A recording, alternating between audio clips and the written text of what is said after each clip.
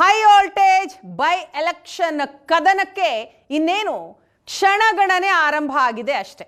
ಸರಿಯಾಗಿ 7 ಗಂಟೆಗೆ ವೋಟಿಂಗ್ ಶುರುವಾಗುತ್ತೆ. ರಾಜ್ಯದ 2 ಕ್ಷೇತ್ರಗಳಲ್ಲಿ ಇವತ್ತು ಉಪಸಮರದ ಮಹಾ ಮತದಾನ ನಡೀತಾ ಇದೆ. ದಾವಣಗೆರೆ ದಕ್ಷಿಣ, ಬಾಗಲಕೋಟೆಯಲ್ಲಿ ವಿಧಾನಸಭೆ ಉಪಸಮರ. ಹೈ ವೋಲ್ಟೇಜ್ ಕದನ ಇದು. ಆಡಳಿತ ಮತ್ತು ವಿಪಕ್ಷಗಳಿಗೆ ಪ್ರತಿಷ್ಠೆಯ ಸಮರವಾಗಿದೆ ಬೈ ಎಲೆಕ್ಷನ್. ಶಾಮನೂರು ಶಿವಶಂಕರಪ್ಪ ಅವರ ನಿಧನದಿಂದ ತೆರವಾಗಿರುವ ದಾವಣಗೆರೆ ದಕ್ಷಿಣಕ್ಕೆ ವೋಟಿಂಗ್ ನಡೀತಾ ಇದೆ. ಇನ್ನು ಬಾಗಲಕೋಟೆಯಲ್ಲಿ HY ಮೇಟಿ ಅವರ ನಿಧನದಿಂದಾಗಿ ತೆರವಾಗಿರುವಂತಹ ಕ್ಷೇತ್ರ ಬಾಗಲಕೋಟೆ. ಈ ಉಭಯ ಕ್ಷೇತ್ರ ಉಳಿಸಿಕೊಳ್ಳೋದಿಕ್ಕೆ ಕಾಂಗ್ರೆಸ್ ಕಸರತ್ತನ್ನ ನಡೆಸಿದೆ. ಕಾಂಗ್ರೆಸ್ನಿಂದ 2 ಕ್ಷೇತ್ರವನ್ನ ಮತ್ತೆ ತನ್ನ ವಶಕ್ಕೆ ಪಡೆಯೋ ರಣತಂತ್ರ. ಮತ್ತೊಂದು ಕಡೆ ಬಿಜೆಪಿಯು ಕೂಡ ಈ ಕ್ಷೇತ್ರಗಳನ್ನ ಪಡೆದುಕೊಳ್ಳೋದಿಕ್ಕೆ ರಣತಂತ್ರವನ್ನ ಹೆಣೆದಿದೆ. ಹಾಗಾದ್ರೆ ಯಾರ ವಶವಾಗುತ್ತೆ ದಾವಣಗೆರೆ ದಕ್ಷಿಣ, ಬಾಗಲಕೋಟೆ ಅನ್ನೋದು ಇನ್ನು ಕೆಲ ಗಂಟೆಗಳಲ್ಲಿ ಅದರ ಭವಿಷ್ಯ ನಿರ್ಧಾರ ಆಗತ್ತೆ.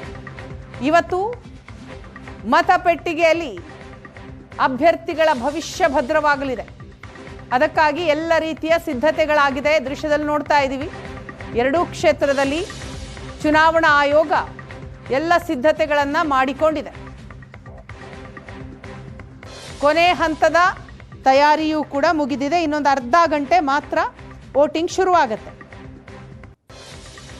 ದಾವಣಗೆರೆ ದಕ್ಷಿಣ, ಶಾಮನೂರು ಶಿವಶಂಕರಪ್ಪ ಅವರ ನಿಧನದಿಂದ ತೆರವಾಗಿರುವಂತಹ ಕ್ಷೇತ್ರ ಇದು. ಕಾಂಗ್ರೆಸ್ನ ಭದ್ರಕೋಟೆ.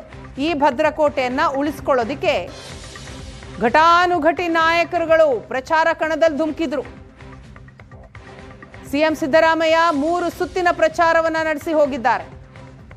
DCM DK ಶಿವಕುಮಾರ್ ಪ್ರಚಾರಕ್ಕಿಂತ ಹೆಚ್ಚಾಗಿ ಕಾರ್ಯತಂತ್ರದಲ್ಲಿ ತಮ್ಮನ್ನ ತಾವು ತೊಡಗಿಸಿಕೊಂಡಿದ್ರು. ಯಾರ್ಯಾರಿಗೆ ಏನೇನು ಕೆಲಸ, ಹೇಗೆ ಮತದಾರರನ್ನ ಓಲೈಕೆ ಮಾಡಬೇಕು, ಎಲ್ಲದರ ಬಗ್ಗೆಯೂ DCM DK ಶಿವಕುಮಾರ್ ಹೆಚ್ಚು ಮುತುವರ್ಜಿಯನ್ನ ವಹಿಸಿದರು. ಮತ್ತೊಂದು ಕಡೆ ಬಿಜೆಪಿಯು ಕೂಡ ಪ್ರಚಾರ ಕಾರ್ಯದಿಂದ ಹಿಂದೆ ಬಿದ್ದಿರಲಿಲ್ಲ. ಅಲ್ಲೂ ಕೂಡ ಘಟಾನುಘಟಿ ನಾಯಕರುಗಳೇ ಬಂದು ಪ್ರಚಾರವನ್ನ ಮಾಡಿದ್ರು.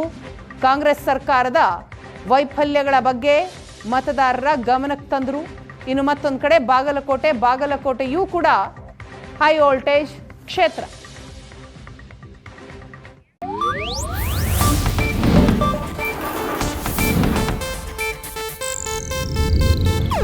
ಇದು ಏಷ್ಯಾನೆಟ್ ನ್ಯೂಸ್ ನೆಟ್ವರ್ಕ್ ಪ್ರಸ್ತುತಿ.